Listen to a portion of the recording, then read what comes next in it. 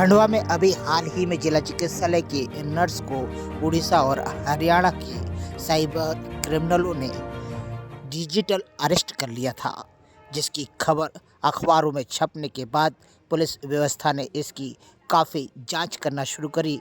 वहीं पर खंडवा की विधायक कंचन मुकेश तन्वे भी पीड़िता के घर पहुंची। क्या हुई बात, आप भी सुने और जाने और सावधान रहें। और मतलब अगर मैं एकदम से घबराती थी, लेकिन जैसे कि जो आधार कार्ड चेंज हो गया है, उसमें ससुराल वाला एड्रेस और वही नाम है, हस्बैंड का नाम है, और कभी ऐसे कोई कॉल भी करता है तो साइड के जो नाम होते हैं ना, वो एकदम से कोई बोल नहीं पाता, लेकिन वो चीज़ को एकदम क्लियर बोल रहे थे तो मैं भी घबरा गई थी। फिर बोले कि उसमें जो चीज़ें जा रही थी उस और ऑनलाइन शॉपिंग तो सभी करते हैं, मुझे उनके हस्बैंड ने शायद कुछ बुलाया होगा तो वो चीज़ कैंसिल हो गई होगी। तो मैं एकदम घबरा गई, बोले कि उसमें ये इलीगल सामान वगैरह जा रहे थे और वो RDX वगैरह का और वो ड्रग सप्लाई वगैरह का बोल दिए थे, तो मैं उस बात से घबरा गई थी। फिर बोले कि ठीक है, हम साइबर सेल में उस चीज़ को आगे वो कर देते हैं ताकि आप कांटेक्ट कर लो, बता दो, हो सकता है आधार कार्ड किसी ने मिसयूज़ किया हो। इस वजह से मैंने वो साइबर सेल में कांटेक्ट किया, तो मैंने बात की, तो बोले ये जो चीज़ थी, बोले वो महाराष्ट्र जा रही थी, इसलिए ये महाराष्ट्र के अंडर में, मुंबई महाराष्ट्र पुलिस के अंडर में। फिर उनने वहाँ पे मतलब ये किया कि कांटेक्ट करवाया, बात की, फिर मैंने उनको बताया कि सर मेरा ओरिजिनल आधार कार्ड मेरे पास है, बाकी हो सकता है आधार कार्ड को किसी ने मिसयूज़ किया होगा, तो बोले उसके लिए आपको ऑनलाइन स्टेटमेंट देनी पड़ेगी, नहीं तो आपको अरेस्ट कर दिया जाएगा। तो ऑनलाइन स्टेटमेंट के लिए देने के लिए बोला, तो मैंने उनको हाँ बोल दिया।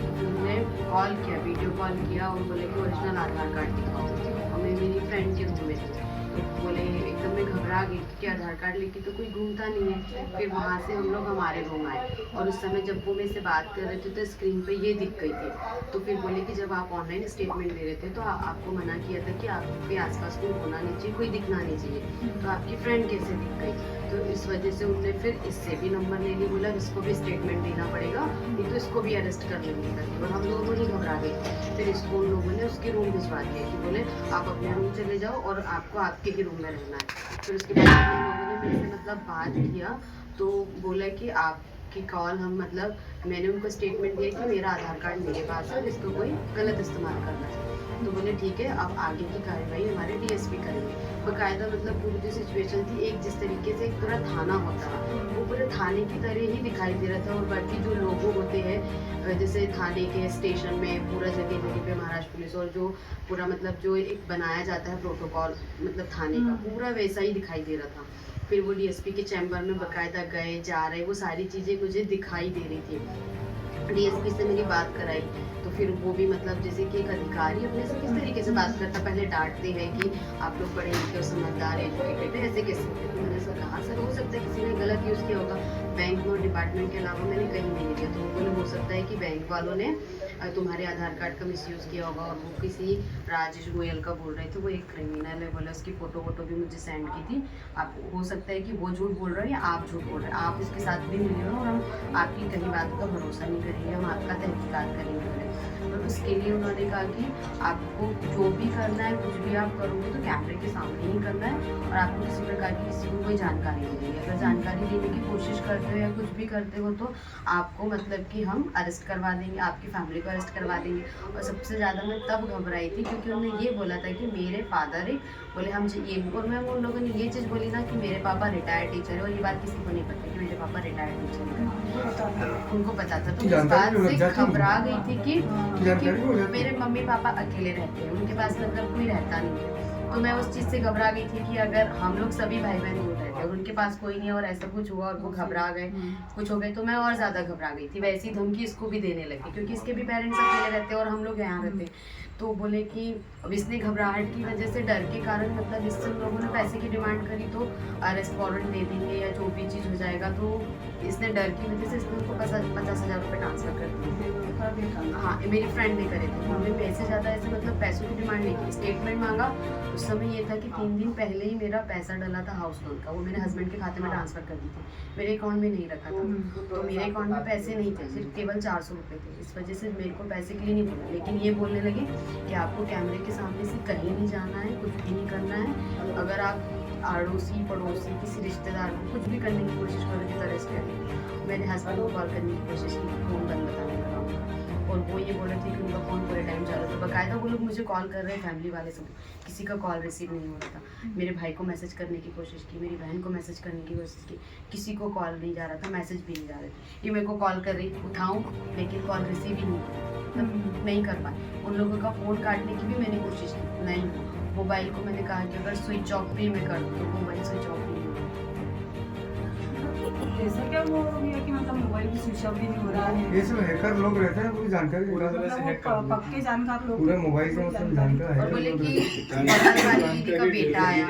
मैंने बोला कि मैं बच्चे को ले आती हूँ खेलने के लिए, मैं इतनी देर कैसे ऐसे रह सकती हूँ। पहले बोले ले आओ, फिर बोले आप नहीं ला सकते हो, अगर लाओगे तो उनके साथ में जो भी रहता होगा, उसकी दादी मम्मी पापा, हम सबको अरेस्ट करवा देंगे। वो इस वजह से मैं बहुत कोशिश की, मैं यहाँ तक 2 बार भी आई, वो दीदी दिखती जाएगी तो मैं उनको बोलूँगी कुछ भी करूँ, लेकिन वो लोग बार बार यही बोले कि बोले तुम जिस एरिया में रह रही हो ना, बोले उस घर के आसपास हमारे मतलब लोग घूम रहे हैं, अगर तुम कुछ भी ऐसे करने की कोशिश करोगी तो हम उनको भी अरेस्ट करवा लेंगे। और फिर बीच में मुझे ये भी बोला कि आप अपने रूम में मत रहो, किसी होटल में जाके रहो आसपास। तो मैंने कहा जो भी हो जाए, लेकिन मैं अपने रूम से बाहर नहीं जाऊँगी, मैं होटल में नहीं रहूँगी, मैं मेरे रूम में भले ही मैं वो जितने दिन तुमको ऐसे रखना, लेकिन मैं रूम से बाहर नहीं जाऊँगी। तो जब एकदम अति होगी ना मैं, क्योंकि ऐसा है कि मेरे पापा हस्बैंड घर के लोग हमेशा सब लोगों से मेरी बातचीत होते ही रहती है। नहीं तो जैसे इस बीच में इनका किसी का आना नहीं हुआ है हम घर यहाँ पर? मतलब आई थी दीदी, जब मैं फ़ोन नहीं उठाती 1-2 बार ऐसा हो चुका है कि मैं बेहोश हो गई थी, इसलिए से मेरी दीदी साथ में रहती है, वो एग्ज़ाम देने गई है तो वो घबरा गई, उन्होंने आस पड़ोस वाले सबको कॉल किया, वो लोग गेट वेट भी ठोके बहुत कि मतलब गेट खोलो करके, लेकिन वो बोल रहे थे कि अगर आप गेट खोलने जाते हो तो हम उन लोगों को अरेस्ट करवा देंगे, तुमको अरेस्ट करा देंगे। और बार बार मेरे पापा के लिए धमकी दे रहे थे कि अभी पुलिस वाले भेज के हम उनको जेल में डलवा देंगे। मकान मालिक का बेटा भी आया खिड़की से, फिर मैं यहाँ खड़ी हुई, उसको मैंने बोला कि मैंने कहा मैं ठीक हूँ करके, मैंने कहा खोलती हूँ गेट, फिर वो चला गया, बोला आप कुछ भी झूठ बोलो लेकिन उस लड़के को वहाँ से दे दो। फिर ये दीदी की सासू माँ इधर आई मेरी खिड़की के पास में, फिर मुझे थोड़ा वो लगा तो मैंने वॉल्यूम बढ़ाया ताकि आंटी कुछ सुने वो लोग किस तरीके से बोल रहे करके। फिर आंटी ने खूब गाली वाली बकी उन लोगों को, तो फिर खूब तेज खिड़की पे भी ठोका आंटी ने, तो आंटी बोले बस गेट तक आ। फिर बजाज भैया आए तो फिर मैंने बहुत हिम्मत करके मैं आई, बजाज भैया बोले दीदी आप आओ नहीं तो हम तो गेट तोड़ेंगे करके। फिर मैंने बोली गेट, मैंने जैसे ही खोला उस बीच में ये भी आ गई, इसको जानकारी हो गई थी, तो फिर इसने मतलब कि वो पूरा जो मेरा मोबाइल था वो बंद कर दिया था। फिर बाद में इसने पूरी चीज़ें मुझे बताई कि क्या क्या हुआ है, वो लोग ऐसे करके हो तो उन्होंने कर दिया है, अमाउंट ट्रांसफर आपको भी करना ही होगा।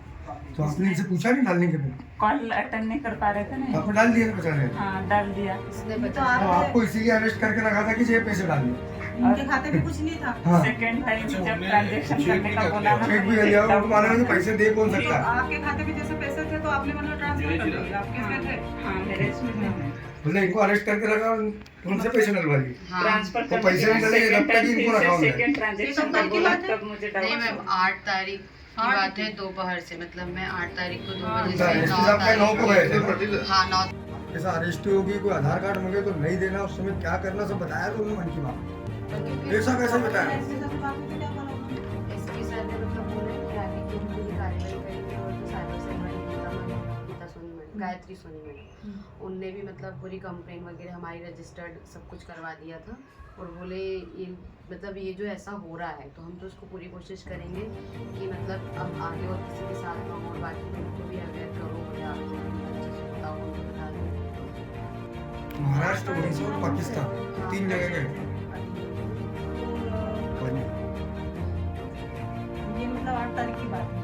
हाँ नहीं तो आप तो मतलब ये हिम्मत रखना चाहिए। आप तो सचेत हो गए हो कि बाकी आपसे और तो सभी को सीखने को मिलेगा। जैसे घबराहट में सब ये काम हो गए, और मैं मेरी खंडवा की जनता से भी यही अनुरोध करती हूँ, निवेदन करती हूँ कि अगर ऐसे फ्रॉड कॉल आते हैं तो उनसे बचना चाहिए, और अगर ऐसा होता है तो तत्काल हमारे पुलिस विभाग में भी संपर्क करें, हमारे अड़ोस पड़ोस जो है संपर्क करें, क्योंकि आए दिन ऐसी घटनाएं घटती है, क्योंकि लड़कियों को मोहरा बनाया जाता है। तो मैं आज इन बहनों के साथ हुआ, कल किसी अन्य बहन के साथ होगा, तो इसमें परिवार भी बर्बाद होते हैं। अगर वो तो समय होता है संभल गए, अगर ऐसी स्थिति तो कई जगह से होती है कि आत्महत्या करने की स्थिति हो जाती है। तो तो मैं यही पुलिस प्रशासन से भी कहना चाहती हूँ कि इन पे कड़ी से कड़ी कार्रवाई करनी चाहिए, क्योंकि आए दिन जैसे ये साइबर के माध्यम से लड़कियों को मुहावरा बनाते हैं, तो ये चीज़ें खत्म होना चाहिए और जनता को भी सतर्क होना चाहिए, साथ ही लड़कियों को भी सतर्क होना चाहिए।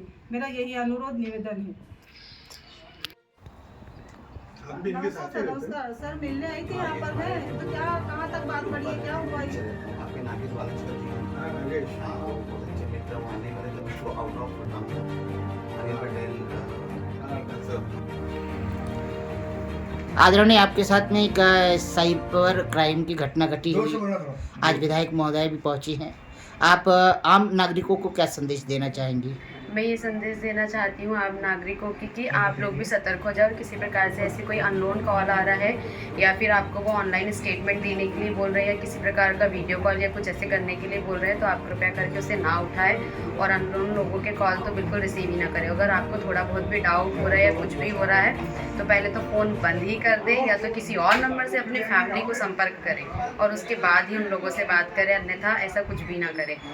क्योंकि बहुत परेशानी हुई है मेरी फैमिली को मैं जानती हूँ, क्योंकि मेरे बिना कोई भी बात किए नहीं रह सकता है। पूरा 24 घंटे वो लोग कैसे रहेगा ये तो वही जानते हैं। सही बात है, सही बात है। भाभी, ये अपनी विधानसभा में जन जागृति के लिए, क्योंकि ये साइबर क्राइम इस तरह की घटना घटी है, इसके लिए क्या आप कुछ नियोजन करेंगी? मैं भी अपनी खंडवा की जनता के, मैं तो सभी मेरी ग्रामीण हो या शहरी जनता हो, सभी से यही अनुरोध करती हूँ कि फ्रॉड कॉल अगर आए तो उसे नहीं उठाना है।